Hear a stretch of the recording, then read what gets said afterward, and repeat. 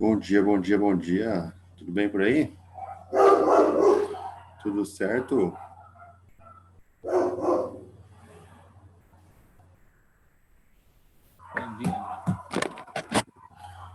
Todos estão me vendo e me escutando bem? Eu não estou escutando vocês. Tem alguém falando comigo? Bom dia, bom dia. Tô sim. Tá bem baixo. Quem tá falando? Eu. Eu? Melhorou? Bom dia, professor. Melhorou. Opa, agora estou escutando. Beleza. Vocês estão vendo os slides? Estão vendo? Me vendo também? Sim, sim. Beleza. Bom dia.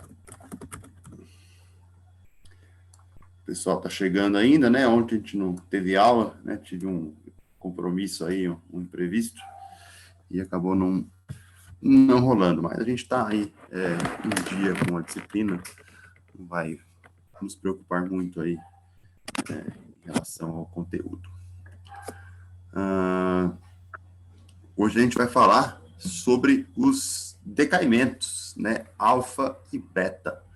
Né? Vamos entender aí como é que funciona a desintegração nuclear. A ideia das aulas passadas era justamente fazer uma introdução, né? A gente entender aí como é que funcionavam a interação, né, dos números atômicos, né, como é que era a distribuição de cada partícula, de cada átomo, que era próton, que era elétron, que era nêutron, e daí essa ideia geral para vocês, né? Agora a gente vai entrar, né, nos fenômenos em si, que são os fenômenos interessantes, né, aí que envolvem a parte de radioatividade e a parte de física nuclear. Beleza? Vamos lá então?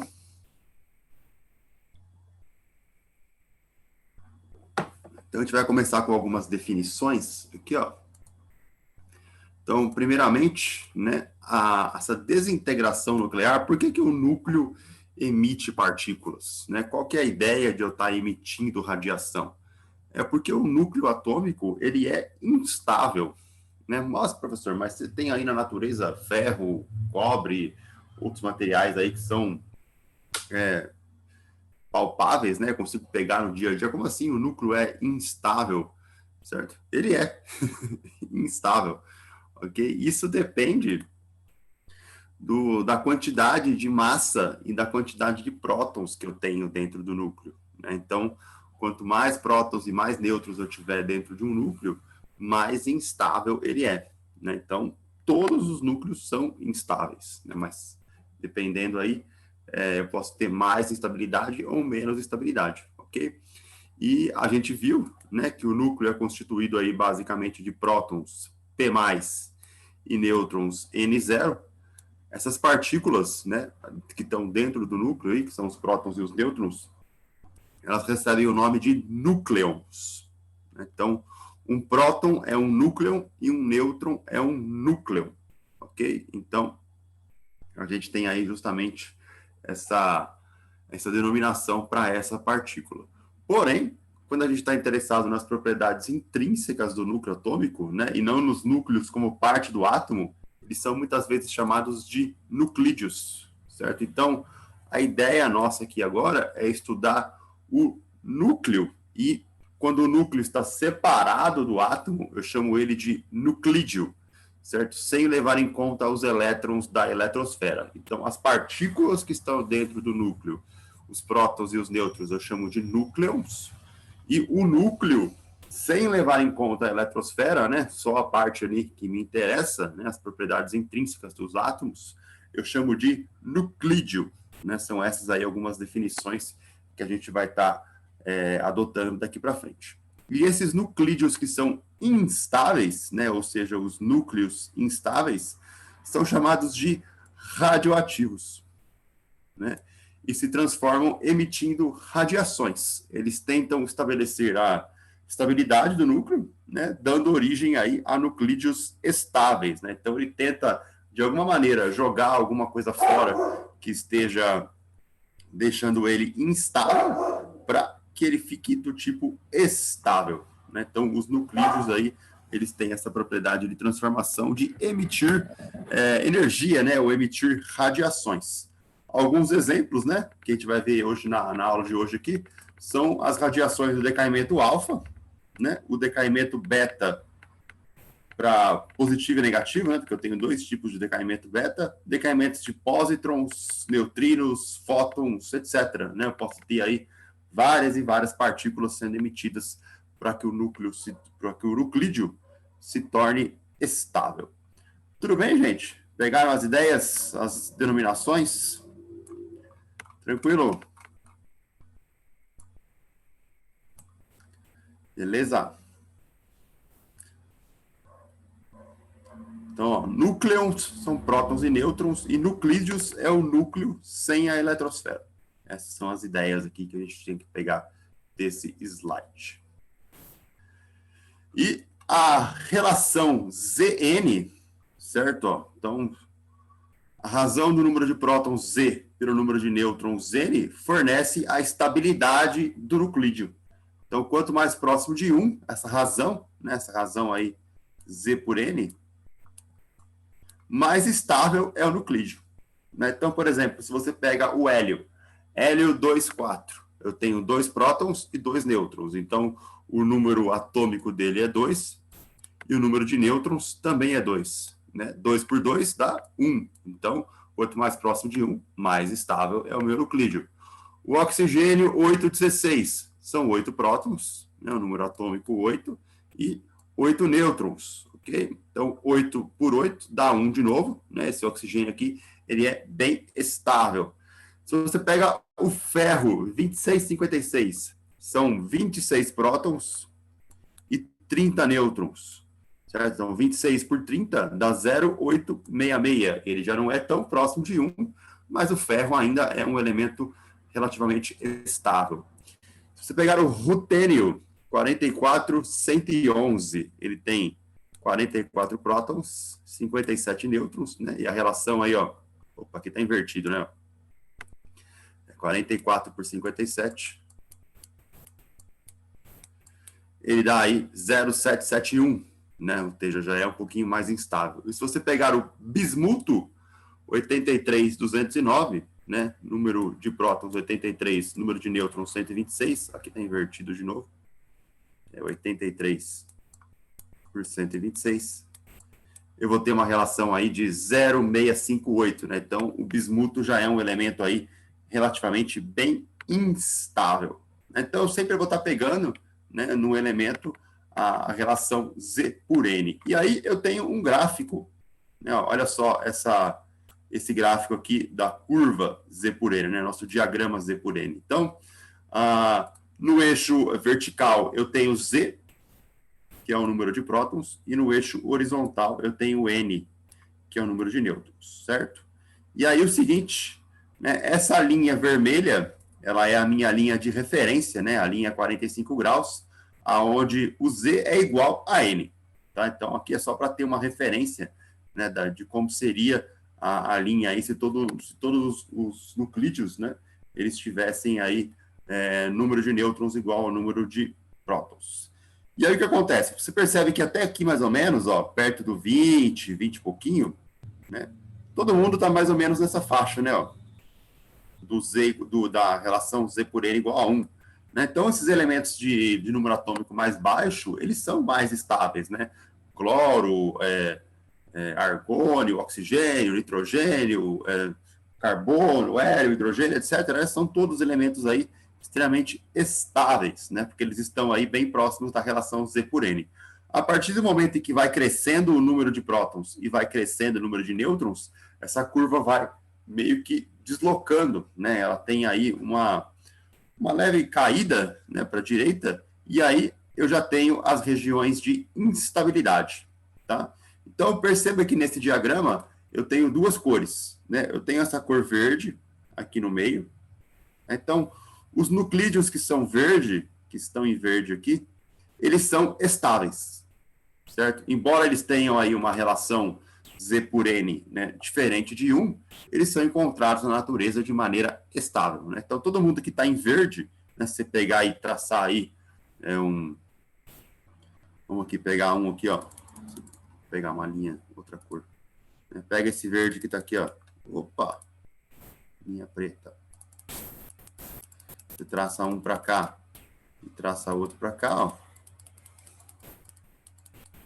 Certo? Esse nuclídeo aqui, ó, que eu peguei, ele é estável, né? Ele tá com um número atômico aí perto de 68, né? 68 aí eu não lembro, é astato, e agora proctínio, não lembro direito. Mas se você pegar esse camarada aqui, ele é basicamente estável, ok? Agora, se você pegar qualquer um que esteja na região em laranja, aí eu vou ter um nuclídeo do tipo instável, né? Qualquer um que vai estar aqui vai ser instável, né? Note que nesse diagrama eu tenho todos os isótopos presentes, né? Então eu tenho aqui, ó, se você pegar o número de prótons, Z, né, para uma única linha, eu tenho vários elementos, né? Então ele está mostrando também os isótopos do elemento, ok? Então fica aí a dica, né, dos nossos elementos também aí, mostrando os isótopos dele, ok? E aí o que acontece? Dependendo de que lado eu tô da minha curva verde, né? Então agora eu vou tomar a curva verde como referência. Então nessa curva verde aqui, ó, né, nessa linha de tendência que a gente traça aqui, ó, se eu tiver do lado esquerdo, né, ó, os núcleos, eles têm mais prótons e eles têm que decair, né? Eles têm que perder um próton para ficar estáveis, certo? Então, quando eles estão aqui, ó, desse lado de cá, eles estão basicamente com excesso de prótons. Aí eles decaem via decaimento alfa ou decaimento beta mais, né? Então, se eu estou na parte de cima da curva verde, eu tenho muito mais prótons, certo?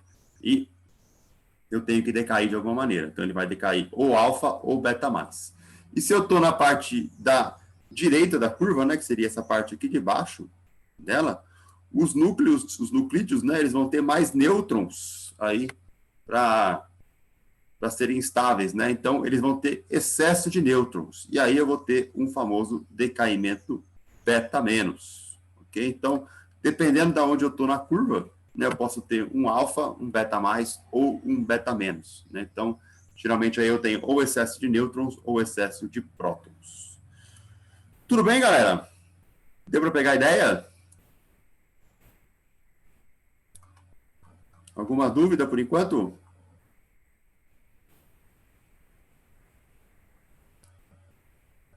Sim? Tudo bem? Então, esse é o diagrama Z por N, né? Eu não sei se vocês já tinham visto ele já aí na aula de geologia geral, né? Geralmente o pessoal comenta, né? Aí vocês estão tendo geologia geral, não tem? O professor já falou de datação de rochas, de decaimentos, alguma coisa do tipo?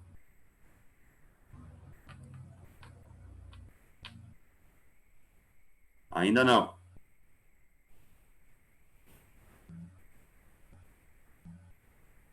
Ok, a gente vai falar então. É para você explicar, né, Mariana? Se você conseguir explicar sem copiar o diagrama, ok. Agora, se você quiser se auxiliar pelo diagrama, né, na hora de estar explicando, ok também, né? Beleza? Beleza, galera. Vamos lá, então. Vamos entender os decaimentos, né? Então, primeiro, o decaimento alfa, a famosa lei de Soddy, né? O que é aí esse decaimento alfa? Então, o nuclídeo, certo? Ele vai emitir uma partícula alfa para se estabilizar, né? Geralmente aqui eu tenho excesso de prótons. Então, se um corpo aí tem excesso de prótons, ele vai estar emitindo aí um decaimento alfa. É chamado de partícula alfa, né? Porque o pessoal aí, por falta de criatividade maior, né? Foi a primeira partícula diferente. Nossa, o núcleo está emitindo uma partícula. Como vamos chamá-la? De alfa. Né? Então, essa foi a definição. Ou partícula 1, né? Partícula A. Né? É por isso que chama de partícula alfa. né? Justamente por causa disso. Então, perceba que a partícula alfa, ela é um núcleo de hélio, ok? E não um átomo de hélio. A partícula alfa, ela é constituída de 4 unidades de massa atômica e de 2 unidades de número atômico, né? Ela tem aí basicamente 2 prótons e 2 nêutrons.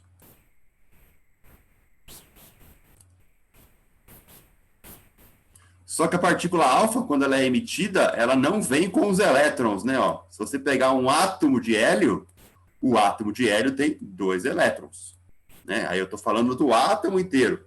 Só que a partícula alfa, ela é um nuclídeo, não é mesmo? Ela não é um átomo. Então, na hora que a gente está fazendo a relação aqui da partícula, certo? Eu estou emitindo apenas o núcleo de hélio e não os elétrons não vêm junto. Isso tem que ficar bem claro, ok? Então, não confundir com um átomo de hélio, é um núcleo de hélio. E a relação é basicamente a seguinte, né? Então, se você tem aqui um elemento X, com o número atômico Z e o número de massa A, certo? Quando ele emite a partícula alfa, né? Então, a relação aqui, a setinha, ele perde 2 unidades no número atômico, perde 4 unidades no número de massa, mais uma partícula alfa. Certo? Mais uma certa quantidade de energia, né? Porque para estar emitindo essa partícula, ela tem uma certa quantidade de energia também envolvida. Então, ó, para você ver como é que fica a relação, né? O urânio, que tem aí 92,235, ele emite uma partícula alfa, né? Então, ele emite uma partícula alfa e decai no que a gente chama de tório 90,231. Né? Aqui estaria uma representação, né? Aí os prótons em vermelho, os nêutrons em azul, né? Então a partícula alfa está aqui, ó, 2 prótons, 2 nêutrons, ok? Então fica aí a definição, né, do que a gente chama de lei de Soddy, né, que é o nosso decaimento alfa. Tudo bem, galera? Dúvidas por enquanto? Tranquilo?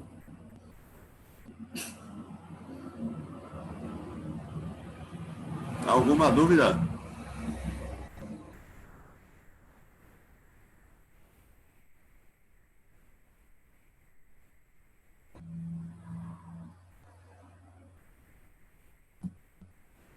Ok, mas qual é a ideia dessa partícula alfa? Por que ela sai de dentro do núcleo? A gente sabe que o núcleo ele é instável, né?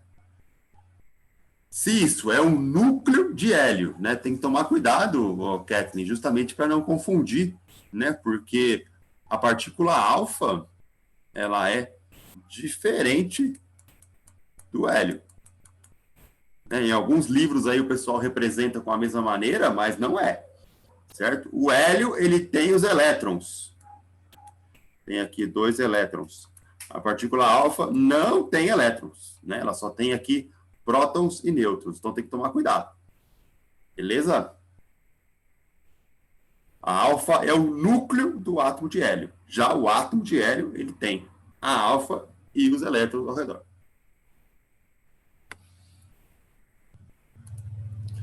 Mas qual é a ideia? Né? Então, vamos tentar explicar aqui do ponto de vista fenomenológico físico. Né? Então, vocês conhecem aí o efeito, a barreira de tunelamento. Já ouviram falar do efeito túnel? Alguém já ouviu falar sobre isso? Não?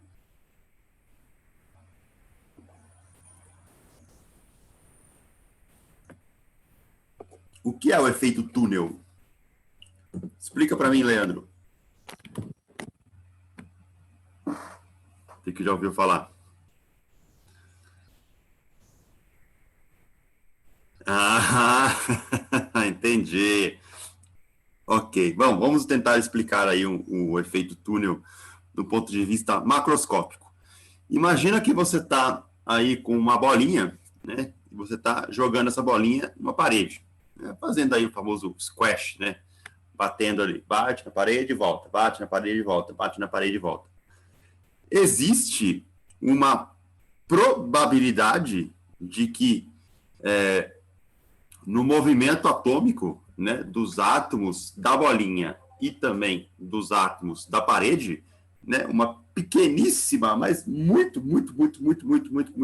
pequena probabilidade de que esses átomos, em um dado momento, eles se rearranjem, né, e a bolinha consiga passar pela parede, né, ela atravessa a parede.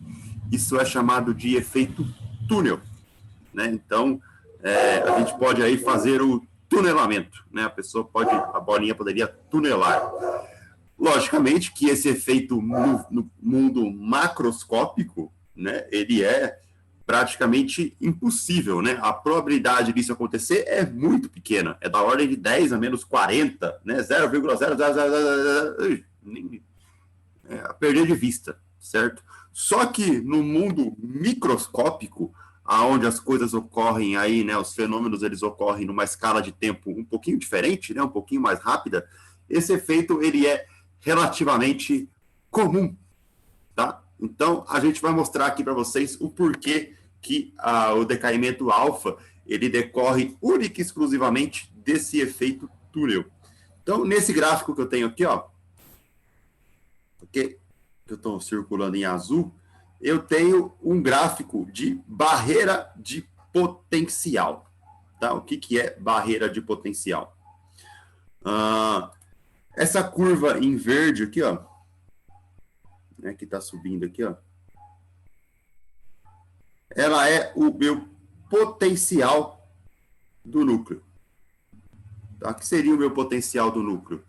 Ela é a energia potencial associada à força nuclear atrativa, né? Então, esse U de R, ele é uma energia potencial elétrica atrativa, mais uma energia potencial nuclear,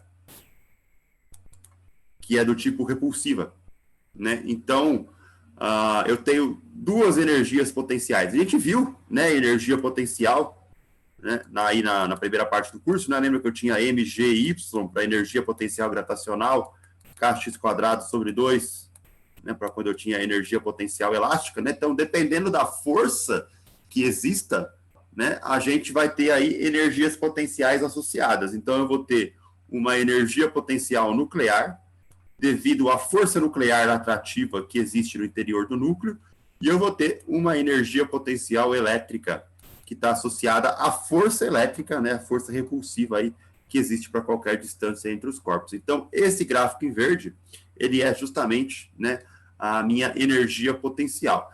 E essa energia potencial, ela funciona como sendo uma barreira, né, para o meu átomo.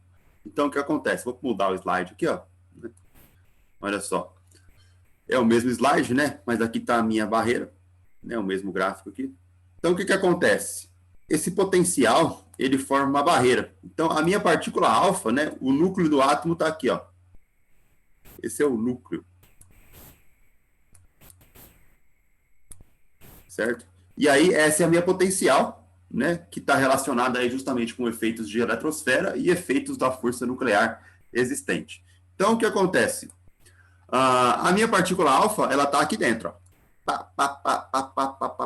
Batendo, colidindo aqui, certo? Ela fica dentro do núcleo do átomo, ali, sofrendo colisões com os outros prótons e os outros nêutrons. Se a gente voltar aqui, ó, essa figura que está aqui, ó, olha só, essa partícula foi emitida daqui de dentro.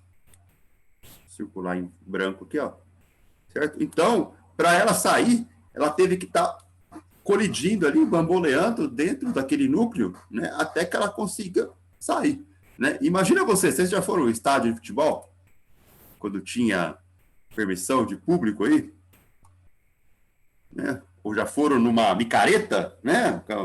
Os famosos bloquinhos de rua, né? Não fica todo mundo aglomerado aí, grudado, etc. Já tentou sair de uma aglomeração quando podia ter? Sim ou não? Vocês eram pessoas caseiras aí? Não? Sim? Por isso que eu nem vai, né? Mas a gente já viu aquelas imagens, né?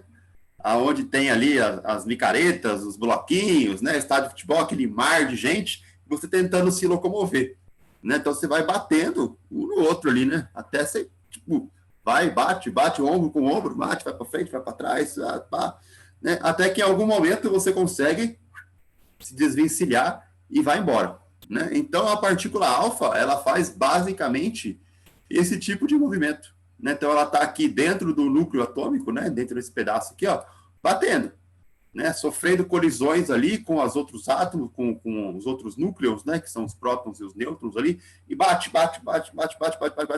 Ela sofre da ordem ali de aproximadamente 10 a 18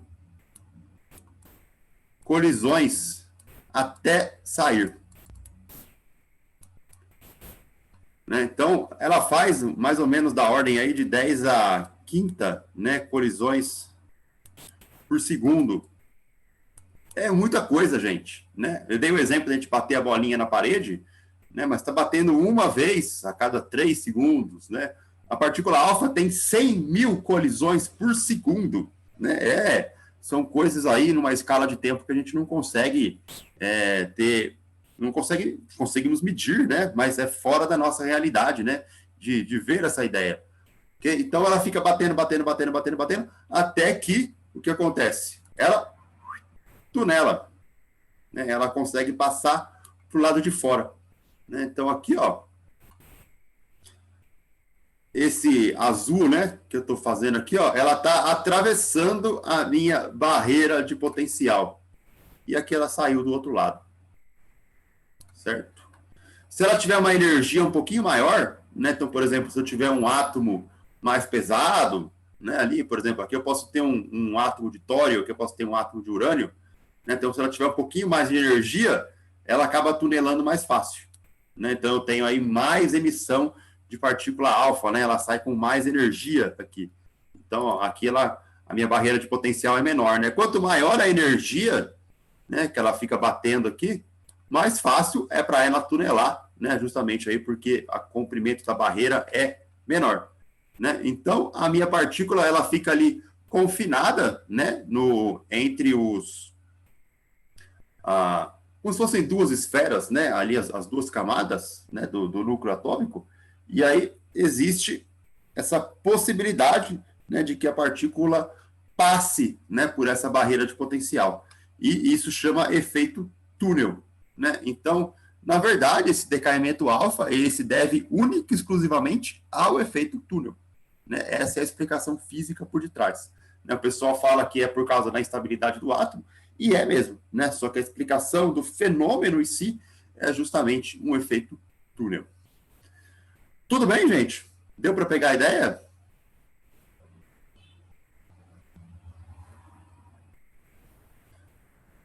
A fissão nuclear é outra coisa. Né? É quando eu colido um nêutron com um átomo grande.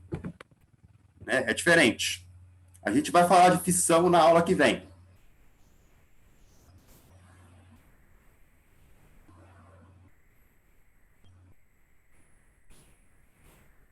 Aqui não, aqui o átomo, ele espontaneamente perde uma partícula, né? No caso aqui, uma partícula alfa.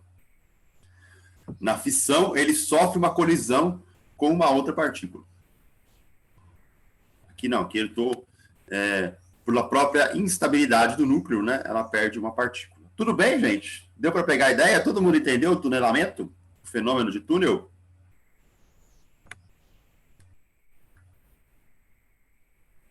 Sim. Arielson, pegou a ideia? Bruno, Fábio, Gabriel, Giovana, Isabelle, Kaline, Larissa, Leandro, Lucas, Mariana, Matheus, Murilos, Nicolas Tamires, Tawari e Vinícius. Beleza mesmo? Então, esse é o nosso decaimento alfa. Se dá aí única e exclusivamente via efeito túnel. Vamos entender agora, né, como é que funciona aí o nosso decaimento beta. Então, o decaimento beta, certo? Que é o que a gente chama aí de lei de Soddy, Fajans e Russell, né? Era a emissão de uma partícula beta em alta velocidade. Cerca de 90% da velocidade da luz, né? Ou seja, aí 0,9 C, né? Essa seria a velocidade de emissão aí da minha partícula. E essa partícula beta, né? Ela é chamada de beta, mas ela pode ser um elétron, aonde eu vou chamar aí de beta menos, ou ela pode ser um positron, que eu vou chamar de beta mais. O que é um positron? Um positron é um elétron com carga positiva, né? Por isso que é chamado de positron. E o elétron, né, é o nosso querido amigo elétron aí com carga negativa, né? Então, o positron, que é a antipartícula do elétron, né, ele tem aí justamente mesma massa, mesma quantidade de carga, só que com um sinal oposto, né? A gente chama de positron. E aí é classificado como decaimento beta mais. E aí a gente tem o seguinte, né? Quando eu volto lá naquele diagrama Z por N, né, o que vai acontecer? Se existe um excesso de nêutrons, né, ou seja, se eu estou à direita da curva, eu tenho decaimento beta menos. Se existe um excesso de prótons, aí eu tenho um decaimento beta mais. Então vai depender aí basicamente da onde eu estou naquela curva, né, naquele diagrama Z por N, para ver se eu tenho decaimento beta menos ou se eu tenho decaimento beta mais. Ok? Vamos entender aí os dois decaimentos. Primeiro, o decaimento beta menos, né? O que é aí o nosso beta menos? Então, vamos lá. Quando a gente tem aí um... deixa eu tentar colocar o chat aqui. Oh, Jesus. Ele não fica parado no lugar que eu quero. Aí, tá bom. Então, ó, quando existe um excesso de nêutrons, ok? Um dos nêutrons se decai em outras 3 partículas. O que significa um nêutron decair em outras 3 partículas? Basicamente, certo? O meu nêutron, que está em excesso, ok? Ele se transforma em 3 partículas diferentes. Justamente para eu ter aí a estabilidade do átomo. Então, esse nêutron, ele vira um próton, ele vira um elétron e ele vira um antineutrino. Então tá aqui, ó, o nêutron, né, o meu N0, aqui, ó, ele se transforma num próton, P+, tá aqui o meu próton, ó, P+, mais um elétron, que é justamente aí o decaimento beta menos, mais uma partícula chamada de antineutrino. Certo? E aí o que acontece? Eu tenho justamente, né, o átomo tentando, o nuclídeo, né, tentando se estabilizar. E aí o que acontece? Ó, tá aqui a relação genérica, né? Então você tem um elemento aqui, ó, Z, A, né, um elemento X. Quando ele sofre um decaimento beta mais, ele ganha um próton. Então o número atômico dele aqui, ó, né, ganha uma unidade. Então fica Z mais 1, o número de massa não muda, e eu somo aqui, ó, um elétron mais um antineutrino. Né? O nuclídeo filho e o nuclídeo pai, eles são isóbaros, né? Justamente aí porque eu tenho o mesmo número de massa, né? São os mesmos elementos aí de massa. Alguns exemplos, né? Então aqui, ó, o bismuto 83206, ele sofre o decaimento beta menos, né? E aí ele vira o polônio 206, né? Perceba que aumentou uma unidade aqui, né? Um nêutron, né, virou um próton, né? Mas como o nêutron e o próton, né, ele entra no número de massa, né? O número de massa meu aqui é Z mais N, certo? Não mudou o número de massa, né? Porque eu perdi um nêutron, mas eu ganhei um próton, né? Então, aqui ele ficou com menos 1 e aqui ele ganhou mais 1, né? Então, no balanço aí, ele manteve a massa. Mais um elétron, mais um antineutrino. Né? A mesma coisa acontece no carbono, né? Então, o carbono 614, ele pode sofrer um decaimento beta menos, né, virar um nitrogênio, N14, 7, né, mais um elétron, mais um antineutrino. Inclusive, né, quando a gente faz aí datação de tecidos orgânicos, né, com carbono 14, é justamente via decaimento beta menos, né? A gente vai explicar isso na aula que vem em detalhes, né? Vamos falar aí do ciclo do carbono 14 aí em extremos detalhes. Por enquanto, vamos entender o que é o decaimento beta de maneira geral. Tudo bem? Beleza? Uma coisa que tem que ficar clara é que esse elétron aqui, ó, que foi emitido, né, o elétron do beta menos, ele não é um elétron da eletrosfera. Né? Ele não saiu da eletrosfera, ele saiu de dentro do núcleo do átomo. Então, ele não perdeu um elétron, ele não ficou um íon positivo ou negativo, um cátion ou um ânion. Não, esse elétron saiu de dentro do núcleo. Tudo bem? Certo? Alguma dúvida, gente? Pegaram a ideia?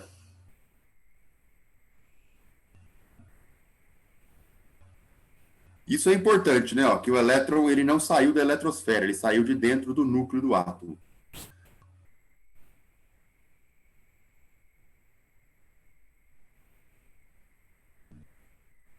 Mas ninguém fez a pergunta de $1 milhão aí? Como é que um nêutron vira um próton? Como assim? Não é? Do nada, assim, o nêutron virou um próton. Cansei de ser nêutron, vou ser próton. Pois é, né? O que está acontecendo?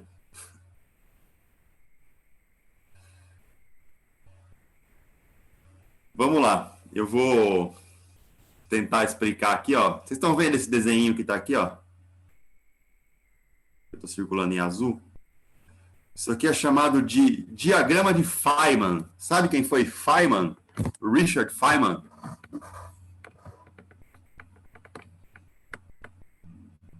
Construtor da bomba H? Não. Feynman foi um dos físicos mais famosos aí, né? Inclusive ele tem aquele livro Lectures on Physics, né? Aí é um cara bem famoso. Ele criou, né? Foi um dos precursores, né? Do que a gente chama de eletrodinâmica quântica, certo? Então, o que a gente sabe, né? O próton e o nêutron, eles são partículas que estão dentro do núcleo do átomo, né? Eles são partículas nucleares, eles são núcleos. Porém, existem partículas subatômicas. O que são partículas subatômicas? São partículas que constituem as partículas atômicas, né? Então, é como se eu tivesse naquela conceito de fractal, né? Eu vou diminuindo, né? E você vê sempre uma coisa menor que constitui uma coisa maior, sempre uma coisa menor que constitui uma coisa maior. Então, cada vez você vai diminuindo e você vai descobrindo coisas menores e menores e menores ainda, né? Esse é o conceito de fractal, né? Não sei se alguém está entendendo o que eu estou falando, né? Mas imagina que você pega uma pessoa. Tá aqui a nossa amiga pessoa, né? Essa seria a minha escala de tempo 1, né? Uma escala de grandeza 1. Se eu dou um zoom na pessoa, eu vejo uma célula, né? Na célula eu tenho ali o núcleo da célula, organelas, mitocôndrias, ribossomos, lissossomos, né, e afins, certo? Então, tá aqui a minha célula. Se eu dou, por exemplo, um zoom aqui na célula, ok? Eu vou ter aqui, por exemplo, moléculas de RNA e DNA, né? Então tá aqui, ó, a minha dupla hélice aqui, né, dentro da célula. Só que o RNA, né, são proteínas, né? O DNA são proteínas, né? As proteínas são constituídas de carbono, né? Então eu vou lá, vou dar um núcleo, um zoom aqui no DNA, minha quarta escala de zoom aqui, ó. Né? Então aqui eu vou ter átomos de carbono, né? Carbono, hidrogênio aqui, né? Todas as minhas proteínas, né? Os meus aminoácidos aqui. Se eu der um zoom dentro do carbono aqui, ó, dentro do hidrogênio, o que eu vou ter? Eu vou ter o átomo, né? Eu vou ter aí o núcleo, certo? A bolinha, com ele envolvendo aqui, é a minha quinta escala, né, de zoom. E se eu der um zoom dentro do núcleo, aqui, ó, na minha sexta escala, eu vou ver que o próton, por exemplo, que está dentro do núcleo do hidrogênio, ele é composto por 3 partículas subatômicas, chamadas de quarks. Né? Então, ele é composto aqui por 2 quarks up e um quark down. Então, eu tenho aqui, ó, U e D. Né? E essas moléculas aqui, essas partículas subatômicas, estão ligadas. Elas formam o próton. O próton forma hidrogênio, que o hidrogênio forma a minha molécula de aminoácido, o aminoácido forma o RNA, o DNA, que forma a célula, que vai formar o tecido humano. Então, perceba que eu tenho 6 escalas diferentes, né? Isso é o que eu chamo de conceito de fractal. Né? A gente sempre está aí diminuindo e descobrindo coisas novas e novas e novas e novas ainda. Né? Isso funciona também no macro, né? A gente tem aqui planeta, sistema solar, galáxia e aglomerados de galáxias e assim por diante. Né? Então, funciona basicamente dessa maneira. Isso foi só para explicar que as partículas subatômicas, elas constituem as minhas partículas atômicas. Então, no próximo slide aqui, ó, olha só, tá aqui o meu diagrama de Feynman, de novo, representado aqui, ó. Então, tá aqui o meu nêutron, certo? O nêutron, ele é constituído de 2 quarks down e um quark up. E aí o que acontece? O próton, ele é constituído de 2 quarks up e um quark down. Para um nêutron virar um próton, né, não precisa muito. Eu preciso que um dos quarks, aqui, ó, uma das partículas aqui, ó, mude. Né, então, eu mudo de um down para um up. Né, então, ele estava para baixo e foi para cima. Certo? Então, quando eu mudo de um para outro, certo? Justamente aí eu mudo a natureza da minha partícula. Só que isso não vem de graça. Né? Então, se esse cara sofre uma transformação, é emitida uma certa quantidade de energia, que eu chamo de bóson. A gente vai ver aí a tabela subatômica no final da aula. Né? Esse bóson, ele decai, depois, né, ele é extremamente instável. E ele decai, né, no meu elétron e no meu antineutrino. Né? É justamente essa a ideia, né, do porquê que eu tenho um nêutron virando um próton. Né? Então, justamente, a partícula subatômica, a partícula que constitui ali o nêutron, né, ela muda dentro dela, aí ela vira um próton, né, justamente porque eu mudei apenas uma das constituições ali, libera um bóson de energia, e esse bóson se decai num elétron mais um antineutrino. Tudo bem, gente? Deu para pegar a ideia?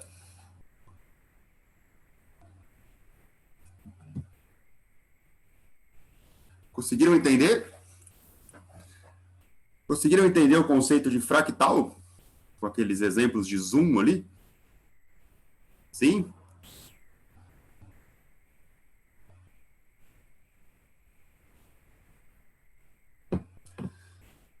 Aqui eu tenho alguns exemplos, né? Ó. Então, cobalto, 60, né? Ó, 23, 27 prótons e 33 nêutrons. Ele tem excesso de nêutrons, né? Então, um nêutron vira um próton, né? Então, ele vira um níquel, 60 com 32 nêutrons e 28 prótons, mais um antineutrino, mais um elétron, né? Sempre decaimento beta menos. O iodo, mesma coisa, 131, 53, né? Ele vai virar aí um xenônio, 54, 131, mais uma partícula beta, né? Beta menos aqui, o pessoal pode representar às vezes dessa maneira, né? Ó, beta menos 1, né? Que é o nosso elétron. E aqui o caso do carbono 14, né? Então, ó, 6 prótons e 8 nêutrons, né? Ela vira aí um nitrogênio 77, mais um antineutrino, mais um elétron. Beleza? Deu para pegar a ideia? Tudo bem? Alguma dúvida?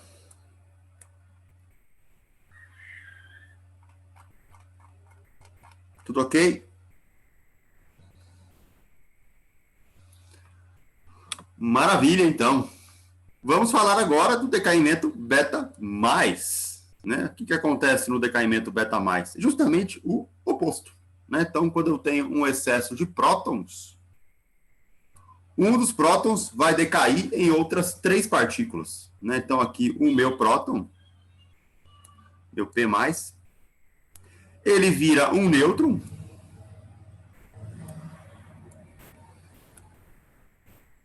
mais um positron, que é a partícula do elétron positivo, mais um neutrino, né, que é esse símbolo Ni aqui, grego. Esse é o meu neutrino. Perceba que é justamente a relação oposta, né? Então, o próton vira um nêutron, libera um pósitron e um neutrino.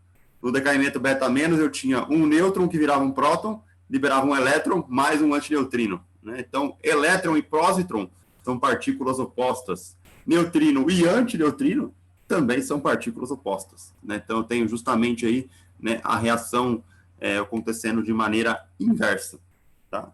Então, a reação genérica seria que um elemento Z mais ZA, né, um elemento X aqui, ele perde um número atômico, né, ele perde um próton, mas ele mantém o número de massa, né, emitindo aí um pósitron, um elétron positivo, mais um neutrino. Né? De novo, o nuclídeo filho e o nuclídeo pai, eles são isóbaros. Né? Então, por exemplo, aqui, ó, o cobre 2963, né, ele sofre aí um decaimento beta+, né, ele vira um níquel 2863, certo? Justamente aí mantendo o número de massa, mas diminuindo, né, o número atômico dele aqui. Mais um pósitron, mais um neutrino. A mesma coisa acontece, por exemplo, com o carbono 611. Né, ó, ele emite aí um pósitron e um neutrino, virando um boro 511, né, perdendo aí um número atômico. Se eu olho o diagrama de Feynman, né, o que acontece aqui, ó, tá aqui o meu próton, né, ó, com 2 quarks up e 1 quark down, e tá aqui o meu nêutron, com 2 quark up, 2 quark down e 1 up. Né? Então, o que aconteceu? Esse up, aqui, ó, ele virou um down. Então, justamente a relação oposta que eu tinha ali do decaimento beta menos, né? Então, quando eu mudo um dos quarks ali, né, um próton vira um nêutron, ele libera um bóson de energia, certo? Que é instável. E aí, esse bóson, né, ele vai decair no meu pósitron e no meu neutrino, né? Justamente aí, complementando o nosso decaimento beta+. Tudo bem, galera? Beleza? Alguma dúvida por enquanto? Tudo tranquilo?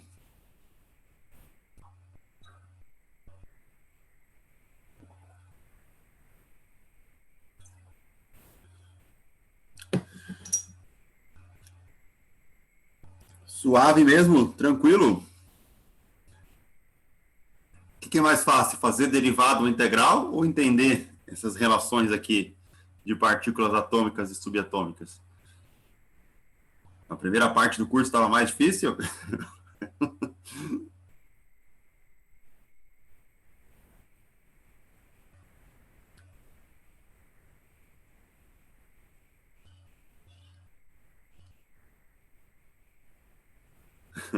Agora tá melhor, né? Agora não teve conta ainda, né? É tudo conceito, né? A conta que você está fazendo é de mais e menos, né? Eu somo um próton, somo um nêutron, né? Ali.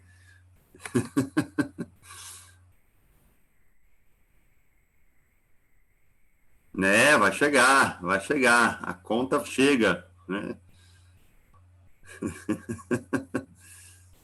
Beleza, então tá bom. Bom, a gente falou de decaimento alfa, decaimento beta, e o decaimento gama, professor? O que é o gama, né? Onde está o gama? Meu Deus, e agora? Quem poderá nos defender? Né? Bom, o gama, ele está relacionado com a radiação eletromagnética, né? Porque a partícula gama, ela é um fóton.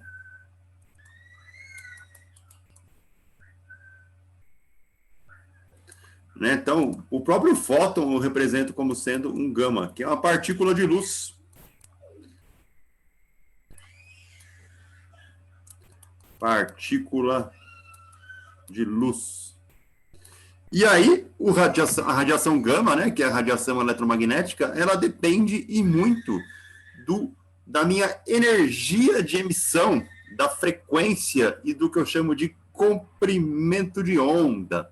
Né? Porque a partícula de luz, né, geralmente ela vem basicamente dessa ideia aqui. Né? Imagina que você tem aqui o núcleo, e aí você tem as eletrosferas, né? Ó, primeira camada, segunda camada, terceira camada, e assim por diante. Né? Quando um elétron da eletrosfera ele é excitado, aqui, né? Então ele recebe uma quantidade de energia, ele faz o quê? Ele pula uma camada. Né? Então ele sobe para a camada de cima. Está aqui o meu elétron excitado. Quando ele volta, né, ele não pode ficar aqui em cima. Né? Quando ele volta fazendo justamente, né, a emissão aí de luz, né, de emitindo aí radiação do tipo gama. Opa, um gama não é assim que desenha. Né, ele emite luz, né, ele emite radiação eletromagnética. Então é justamente essa a ideia, né, que a gente tem aí da radiação gama, né? Ela não decorre da parte nuclear, né? Ela decorre da parte elétrica, né? Da parte da eletrosfera do átomo, né? E tudo depende, e muito, né, da quantidade de energia, né, que eu estou excitando o meu elétron. Então, e logicamente vai depender das regras de seleção, né? Se esse elétron pode pular 2 camadas, ele pode pular 3, ele pula para baixo, ele pula para cima, na hora que ele volta com menos energia e tal, né? Depende aí das regrinhas de seleção, mas a ideia é que justamente quando eu jogo energia nele, ele pula 1 ou 2 camadas, né? Dependendo aí do átomo que eu estou colocando, e quando ele volta, ele emite do tipo luz, né? Ele emite radiação eletromagnética. E aí existe toda uma classificação, né, para nossa radiação eletromagnética. Né? Então, por exemplo, todos eles são emitidos com a mesma velocidade. Né? A velocidade aí é a velocidade da luz, c,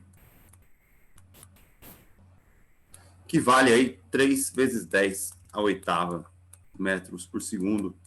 Né? Isso no vácuo, né? Lembrando aí que isso aqui estou falando do vácuo. Se eu estiver aí na atmosfera ou na água, por exemplo, né, a velocidade muda. Mas no vácuo, ela tem esse valor constante aí, de 3 vezes 10 a oitava. E aí o que acontece? Essa velocidade da luz, eu posso tratar ela como sendo uma onda, né, justamente aí por causa da dualidade onda-partícula. Então eu posso escrever na equação V igual a lambda F, né, que é a equação de velocidade aí da minha luz. Né? Então C é igual a lambda F. E aí o que acontece? Se esse C é constante, ok? Eu vou estar variando apenas lambda e F. Né? O lambda é o meu comprimento de onda e o F é a frequência. E aí, dependendo do lambda e dependendo do F, eu tenho classificações. Então, por exemplo, ondas baixas, né, ou ondas curtas, aí, do tipo sonar e do tipo ondas de sinal de celular, etc., né, são ondas pequenas. Né? Elas têm aí frequências da ordem de kHz, né, e são ondas muito grandes, né, o comprimento de onda é grande. Se eu tenho ondas de rádio, né, que estão da ordem aí de megahertz, né, não sei se alguém escuta rádio FM, né, ou aí alguma coisa do tipo, né, geralmente quando o cara vai falar, estou escutando a rádio 102.1 megahertz, né, que é a famosa Kiss FM em São Paulo, a única rádio que presta, na verdade, né, que vale a pena escutar, mas o cara está falando ali em megahertz, né, que é a minha frequência da rádio FM. Né? Se eu estou aqui na faixa de micro-ondas, né, micro-ondas, eu já estou na frequência de gigahertz.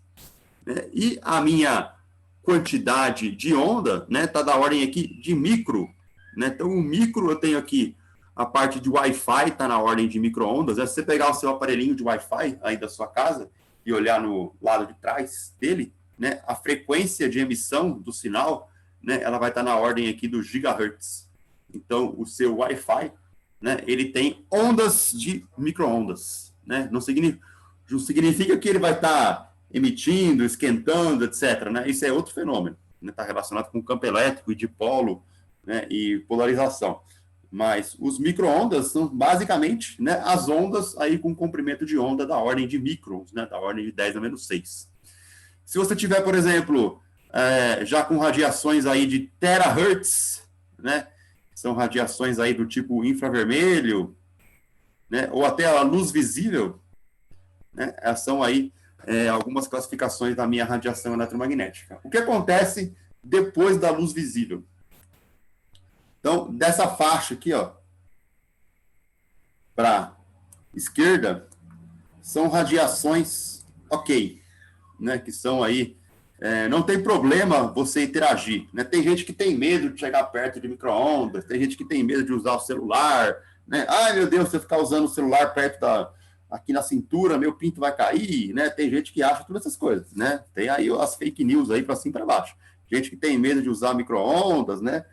E assim vai pegar câncer, não sei o quê, não tem nada a ver, certo? Pode ficar tranquilo, pode usar o micro-ondas aí para fazer o seu miojo sem problema nenhum, tá? Então, tudo que é radiação não ionizante, não tem problema, né? O problema está nas radiações ionizantes, né? Que são radiações com frequências altas, certo? Essas frequências muito altas, né? Como a onda, né? A radiação aí, ela oscila muito rápido, ela acaba interagindo com a célula do corpo, destruindo a célula, certo? É por isso que ela é perigosa, e ela é uma radiação do tipo ionizante, que é o caso da radiação ultravermelha, que é o caso do raio-x, ou que é o caso da radiação gama, né? O pessoal chamou aí de radiação gama, aquela radiação que tem energia altíssima, né? Então, na verdade, tudo isso daqui, todo esse espectro que a gente está vendo, ele é radiação gama porque ele está emitindo partículas de luz, emitindo fótons. Só que, se eu tiver no caso onde a minha radiação tem aí uma frequência muito alta, né, ela é chamada de radiação gama em si. Né? Então, ela vem do núcleo do átomo. Né? Essa radiação gama aqui, às vezes, ela sai de dentro do núcleo do átomo. Né? Ela sai aí como parte da energia que um átomo tem ao emitir alguma partícula. Então, se ela tiver com uma frequência muito alta, né, aí a gente chama de radiação gama em si. Mas todo esse processo aqui, né, que é eletromagnética, está relacionado com fótons, que eu represento aí com a letrinha gama. Tudo bem, gente? Deu para ter uma ideia geral aí? Alguma dúvida, curiosidade? Alguém tem medo de usar o micro-ondas, hein? Alguém tem medo de usar o celular na cintura?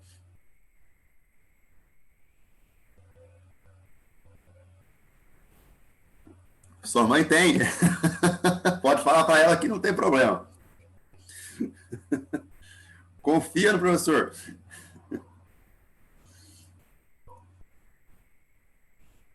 Não tem problema, são radiações não ionizantes. Não tem problema nenhum. Não dá câncer, não dá nada. Pode ficar tranquilo. Pode ficar com a fuça lá no micro-ondas, lá, desse tamanho, assim, escutando, vendo o prato girar ali, esperando a comida ficar pronta. Que nem cachorro vendo TV de frango lá, né? Girando lá, né? Imagina, não tem nada a ver, né? Quem tem que se preocupar em fazer raio-x é o operador da máquina de raio-x, né? Você que vai tirar a radiografia, você vai fazer uma radiografia a cada 5 anos, a não ser que você seja um desastre em pessoa, né? Aí, e caia a cada 3 semanas, né? Aí você quebra alguma coisa, certo? Mas uma radiação por ano, né? Um raio-x por ano não faz mal para ninguém, né? Quem tem que se preocupar, quem tem que se proteger, né? É a pessoa que está operando, né? Ali a máquina, certo? Porque ela está fazendo ali 5, 10, 15 raio-x por dia, né? Ela está sofrendo ali uma emissão alta, né? Então, 2 por ano está ok ainda, é uma quantidade mínima, né? A gente vai ver aí nas próximas aulas, né, a quantidade de radiação máxima, de tolerante, né, que a gente pode ter aí ao longo do ano, né? Então, tá dentro dos conformes aí, pode ficar tranquilo.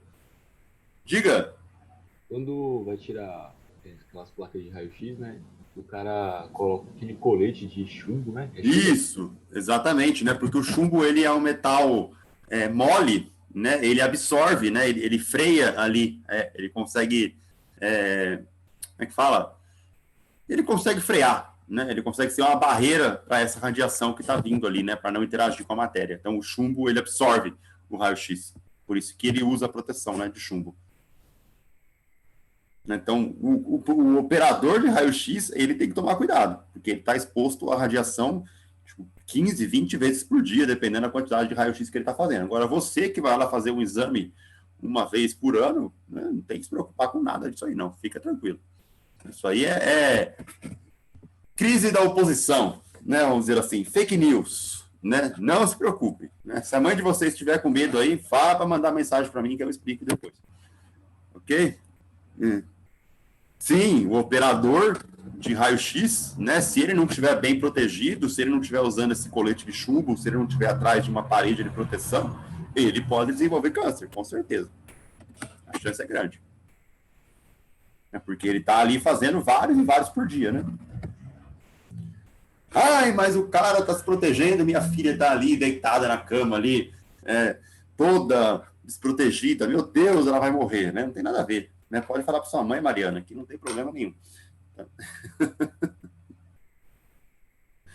Tudo bem, gente? Mais alguma dúvida? Alguma curiosidade? Tudo certo?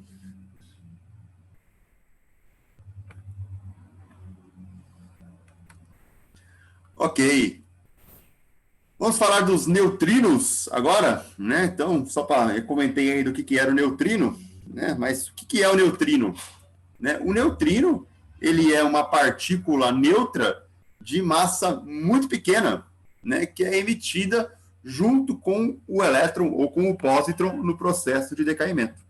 Né? Esses neutrinos, eles interagem fracamente com a matéria, isso que é difícil de detectar. Né? Então, você não consegue detectar um neutrino, a não ser que exista uma emissão gigantesca, né, de neutrinos acontecendo. Tá? Esses neutrinos, né, basicamente, aí foram gerados todos no Big Bang, e eles são as partículas mais abundantes que a física conhece. Né? Então, você está com neutrino para tudo quanto é lado. Nesse exato momento, você tem aí bilhões e bilhões de neutrinos atravessando o corpo de cada habitante da Terra sem deixar vestígios. Se você olhar para você aqui, ó, você está sendo bombardeado de neutrinos, né? Como se fosse uma barraca de tiro aí no seu corpo, tá atravessando uma pancada de neutrino por segundo, né? Você não está livre aí de neutrinos, né? Então, o Sol, ele emite muito neutrino, porque dentro do Sol está tendo reações de fusão nuclear. Né? Então, estou fundindo átomos, a gente vai falar sobre isso na aula que vem, mas as reações de fusão do átomo, elas emitem milhões e milhões e milhões e milhões e milhões e milhões e milhões e milhões de neutrinos por segundo. E eles chegam aqui na Terra, né? Eles são emitidos aí na velocidade da luz e eles atravessam você, né? Como qualquer outro objeto, né? Eles atravessam o planeta de cima a baixo aí, né? Justamente porque eles não interagem com a matéria. Beleza? Então, se você está tendo algum tipo de problema, sua mãe, por exemplo, está te enchendo o saco, né? Fala assim, filho, você está louco? Não sei o quê, o que está acontecendo aí? Fala, mãe, são apenas os neutrinos atravessando o meu corpo. Fique tranquilo. Né? Pode dar essa desculpa para a mãe aí, né? Que você está interagindo com neutrinos, o que é mentira. Né? Porque a gente não interage com neutrinos. Mas uma das ideias, né, que a gente tem esse neutrino aí, por exemplo, quando explodiu uma supernova em fevereiro de 87, né, lá na Grande Nuvem de Magalhães, né, que é uma galáxia que fica localizada no sul, certo? Teve uma grande produção de neutrinos, né, justamente aí porque estou explodindo uma estrela. Né? E aí a explosão dessa supernova, né, ela criou vamos dizer assim, essa nuvem, né, essa nebulosa aqui, que é a capa do álbum do Pearl Jam lá, do Binaural, né, inclusive, e a explosão dessa estrela gerou, né, essa nuvem aqui. E aí o que aconteceu? Os neutrinos que não são detectados, né, eles acabaram sendo detectados, né, porque foi justamente uma grande quantidade, né, desses neutrinos que chegou aqui na Terra, né? Então, eu tenho um detector lá no Japão, né, que é uma câmera subterrânea imensa, né, com vários detectores. Se alguém aqui já assistiu Cosmos, essa versão mais nova aí com o Neil deGrasse Tyson, já viram já? Seriado do Cosmos? Já tem um episódio que ele tá lá num barquinho, né, nesse detector do Japão, né, de neutrinos lá. Quem não assistiu, gente, eu recomendo muito assistir, inclusive, né? Então, vale a pena assistir aí, né? Para quem gosta de ciências, para quem se interessa por coisas, assuntos, né, aí de ciência em geral, né? É bem interessante. Tem que assistir o do Sagan primeiro, exatamente. O do Sagan dos anos 80 aí também é muito bom, né? O do Tyson também é ótimo também. E aí, esse detector de neutrinos, né, ele pegou os neutrinos, né, mas justamente porque eu tinha uma quantidade gigantesca, né, atravessando a Terra aí. Tudo bem? Beleza? E para não falar que a gente não falou das flores, né, ó, tá aqui a nossa tabela do modelo padrão de partículas elementares, né? Isso aqui é como se fosse uma tabela periódica para as partículas subatômicas. A gente tem uma tabela periódica para cada átomo, né? Mas existe uma tabela periódica, né? Ou uma tabela aí para as partículas subatômicas também, né? Então elas são divididas aí em três, né? Ó, então são os quarks. Tem os 6 tipos de quarks, né? Ó, quark up, quark down, que é o que constituem aí os prótons e nêutrons, quark charm, quark strange, quark top, quark bottom, certo? Aqui tem a massa de cada um deles, tem a carga elétrica, tem o spin de cada um deles, certo? Eu tenho também o grupo dos leptons, né? São partículas chamadas de leptons. Inclusive, o elétron, ele é um lepton, né? Ó, tá aqui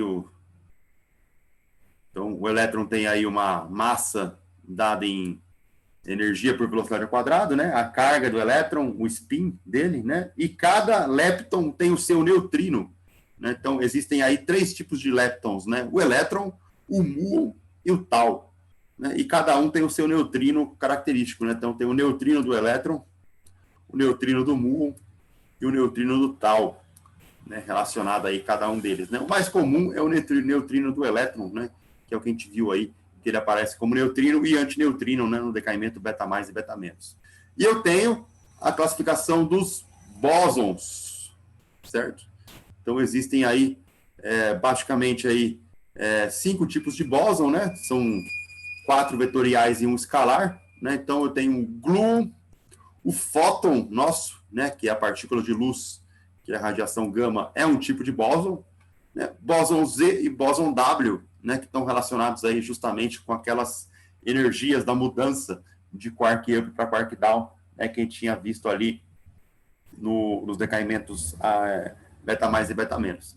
E eu tenho o famoso bóson de Higgs, né, descoberto aí recentemente, que é a partícula que fornece a massa, né, para os elementos aí que a gente tem hoje em dia.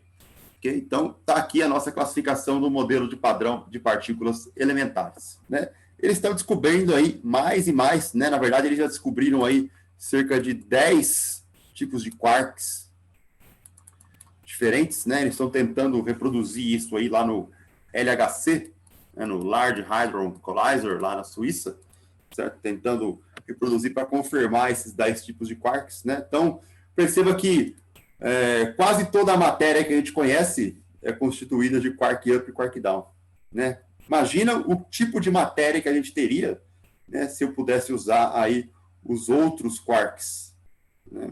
perceba que eles têm energias e massas muito maiores, né? Então, eu poderia estar constituindo diferentes arranjos de matéria, diferentes elementos químicos, diferentes outras coisas, com outros tipos de quarks, né? Que poderiam constituir aí um próton diferente, um nêutron diferente, etc. E quem sabe o que acontece numa galáxia lá a 300 milhões de anos-luz daqui, né? Onde existem aí uma abundância de quark top, por exemplo, né? Que tipo de matéria existe lá? Que tipo de radiação, que tipo de interação de energia que existe lá? A gente não sabe, né? Às vezes existiu algum tipo de reação onde os quarks aqui ficaram abundantes up e down, e lá ficaram abundantes, por exemplo, o top e bottom, né? E lá, por exemplo, tem taus orbitando as partículas ao invés de elétrons, né? Então eu tenho aí justamente outras coisas. Quem sabe? A gente não sabe.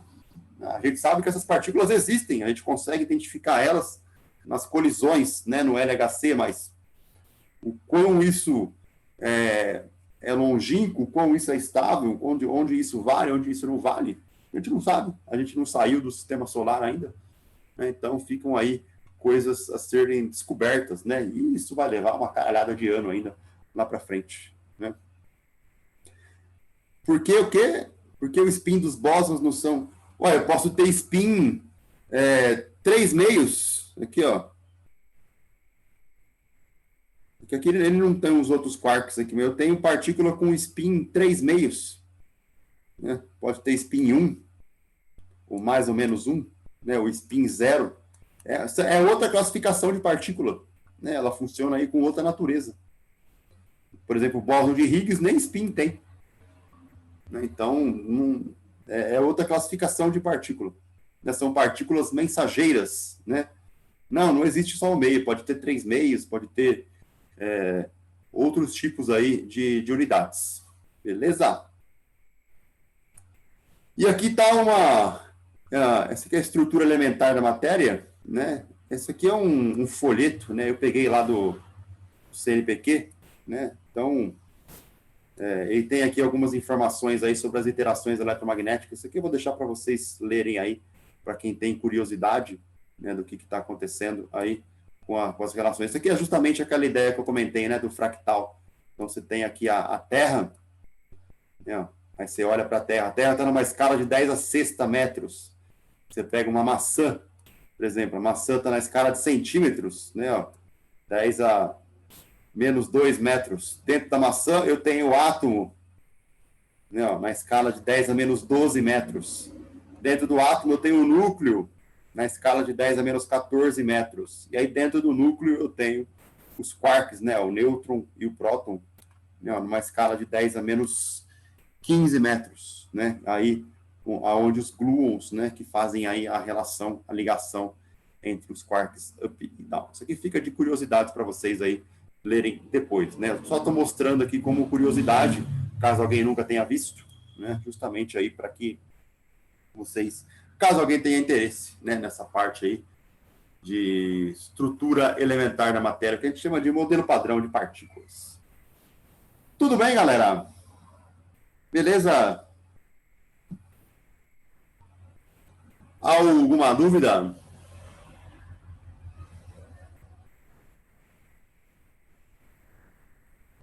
Alguma curiosidade?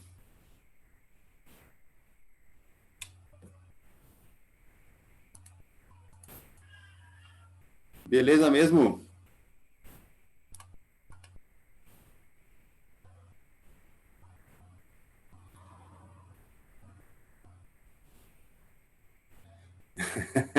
Pois é, Leandro. A parte dos fenômenos, né, é muito bonito, né? É muito legal, a gente fica fascinado com o que acontece, né? Mas quando chega nas contas, rapaz do céu, é desse jeito mesmo que você está falando aí. Tranquilo, então, gente? Quaisquer dúvidas depois, vocês me enviem, né? Essa semana não vai ter exercícios semanais, né? Vocês podem brincar aí com a listinha, né? E a gente volta na semana que vem. Maravilha! Então é isso, gente. Um abraço, se cuidem aí, boa semana, bom descanso e até mais. Valeu! Tchau. Professor, deixa eu fazer uma perguntinha. Pergunte. Na lista, na parte que entra dos decaimentos alfa e beta, né, dos exercícios, a 5 e a 6 fala das famílias.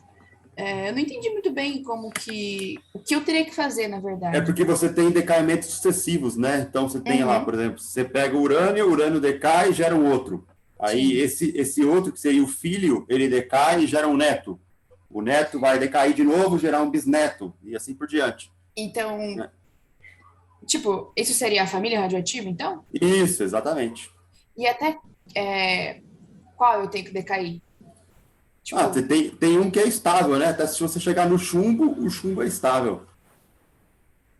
certo. Porque, tipo, na 5, tá falando...